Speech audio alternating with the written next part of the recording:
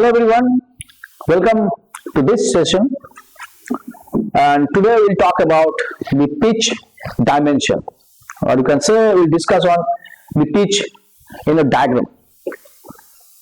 So we know that cricket field is divided into three parts. One is the pitch, one is the outfield, and another one is the boundary line. So the boundary. So in the middle of the ground, for playing purpose, where the batsman bat and the bowlers bowl, that area is known as the cricket pitch. So what is the measurement of the cricket pitch? So if you go to the length of the cricket pitch, so from stump to stump, measurement is 66 feet, or in yards 22 yards, or if you go to the meter, it is 20.12 meter. So overall length of the cricket pitch, and the pitch is divided into, if I talk from both the ends, then it is divided into, the cricket pitch has two creases. One is the popping crease and one is the bowling crease.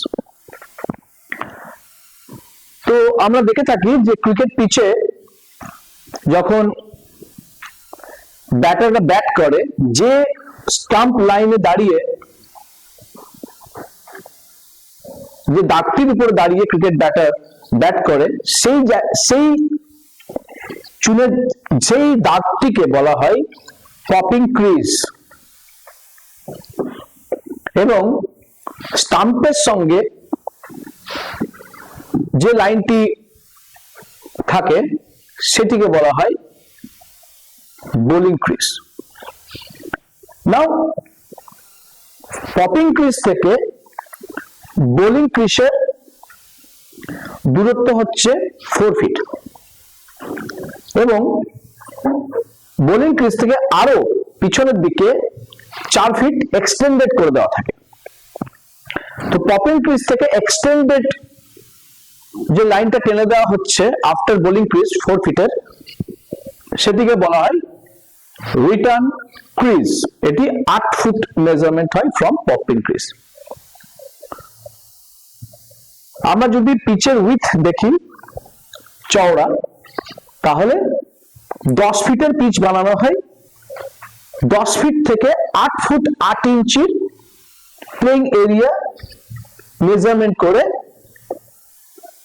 সেটিকে marking করা হয়, এবং 10 foot যেখান থেকে নেওয়া হয়েছে, মানে centre of wicket থেকে পপিং ক্রিজের মধ্যে দুই দিকে 5 ফুট দূরত্বে দুটি মার্ক করে দেওয়া থাকে। পিচের মধ্যে আমরা দেখে থাকি যে ঠিক স্টাম্প যেখানে বসানো থাকে তার দুই সাইডে দুটি মার্ক করে দেওয়া থাকে।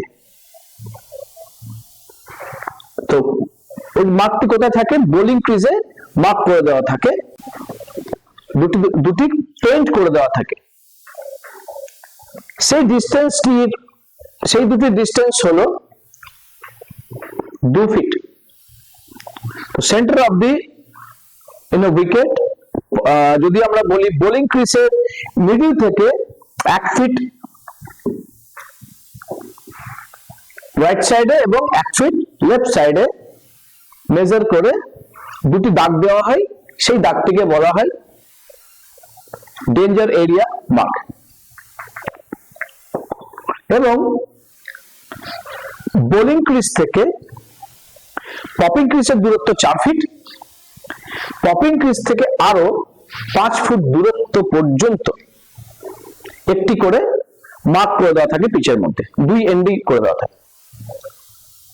তো পপিং ক্রিজ থেকে 5 ফুট দূরত্বে দুটি মার্ক, পিচের ডান দিকে এবং বাঁ দিকে, আবার আরেকটা এন্ডে পপিং ক্রিজ থেকে বোলিং ক্রিজ থেকে পপিং ক্রিজ পর্যন্ত 4 ফুট, তারপরে আরো 5 ফুট দূরত্বে দুটি মার্ক করে দেওয়া থাকে। তাহলে দুই দিকেই বোলিং ক্রিজ থেকে দুই দিকেই 9 ফুট দূরত্বে দুটি মার্ক করে দেওয়া থাকে। সেই 9 ফুট থেকে শুরু করে ওই দিকের যে 9 ফুট মার্ক করা থাকলো, এই মাঝখানে যে এরিয়াটা পড়ে থাকলো, সেই এরিয়াটিকে বলা হয় প্রোটেক্টেড এরিয়া, কখনো কখনো বলা হয় ডেঞ্জার এরিয়া। এখানে বোলার্সরা বল করার পরে ওই প্রোটেক্টেড এরিয়ায় ঢুকতে পারে না, আর ব্যাটার্সরা ব্যাট করে ঠিক ওই প্রোটেক্টেড এরিয়ার মধ্যে দিয়ে রান নিতে পারে না।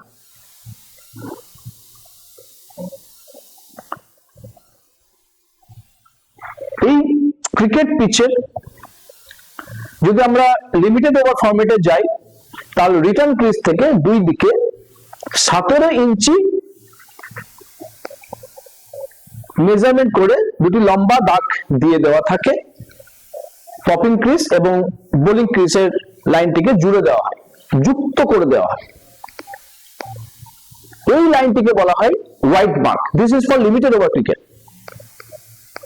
এবং যে ম্যাচগুলিতে লিমিটেড ওভার ক্রিকেট, যেগুলি লিমিটেড ওভার ক্রিকেট হয় না, সেই মেজারমেন্টটা উইদাউট হোয়াইট মার্ক মেজারমেন্ট করে দেওয়া থাকে।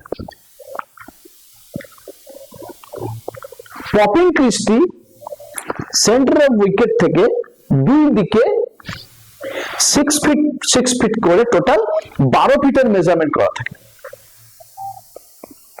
সো তাহলে আমরা যদি ইন সামারি ক্রিকেট পিচের মেজারমেন্ট দেখি, তাহলে আমরা কি জানতে পারলাম না, ক্রিকেট পিচের লেন্থ হলো 66 feet, now we can say 21.12 metre or 22 গজ, 22 ইয়ার্স, এবং চওড়া হলো 10 ফিট।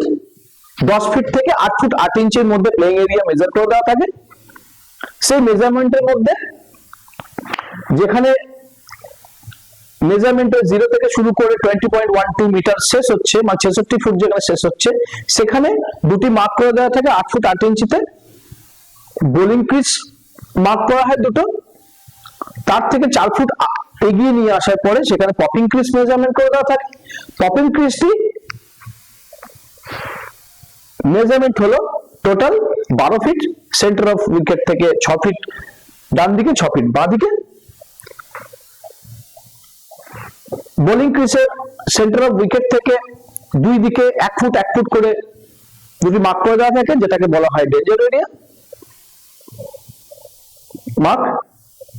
এবং ওই ডেঞ্জার এরিয়া মার্ক থেকে 9 ফুট দূরত্ব, এবং আরেকটি এন্ডে ডেঞ্জার এরিয়া মার্ক থেকে 9 ফুট দূরত্ব পর্যন্ত দুটি মার্ক করে দেওয়া থাকে।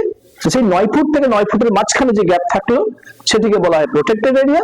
বোলার্সরা বল করার পর ওখানে ঢুকতে পারে না, বা ব্যাটাররা ব্যাট করার পর ওখানে গিয়ে ঢুকতে পারবে না। রিটার্ন ক্রিজের মেজারমেন্ট 8 ফিট।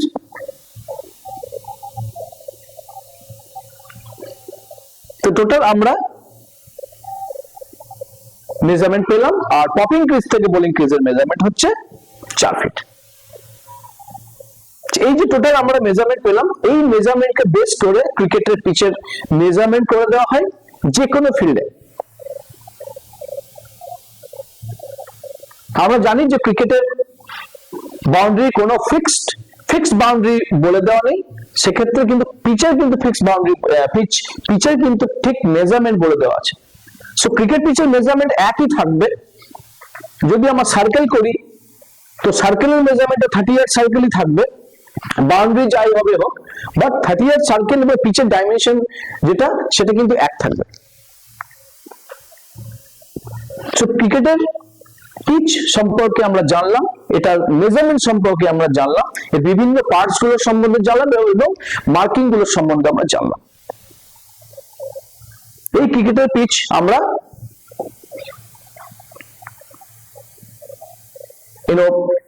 প্র্যাকটিক্যাল গ্রাউন্ডে গিয়ে দেখব, তখন আরো সুন্দরভাবে বুঝে যাব কোন এরিয়াটাকে কি বলে এবং কিভাবে ওগুলো ইউটিলাইজ হয়। অনেক মিসকনসেপশন থাকে ক্রিকেটের পিচ নিয়ে, সো আমরা এগুলো নিয়ে তখন আলোচনা করে নেবো যখন আমরা প্র্যাকটিক্যালি ওই ক্রিকেট পিচ নিয়ে কাজ করব, মেজারমেন্ট কি করে করতে হয় সেগুলো জানবো। ক্রিকেট পিচের মেজারমেন্ট একটা কোচের জানা দরকার, বিকজ তাকে প্ল্যান করতে হয়, ক্রিকেট পিচ রিলেটেড প্ল্যান করতে হয়।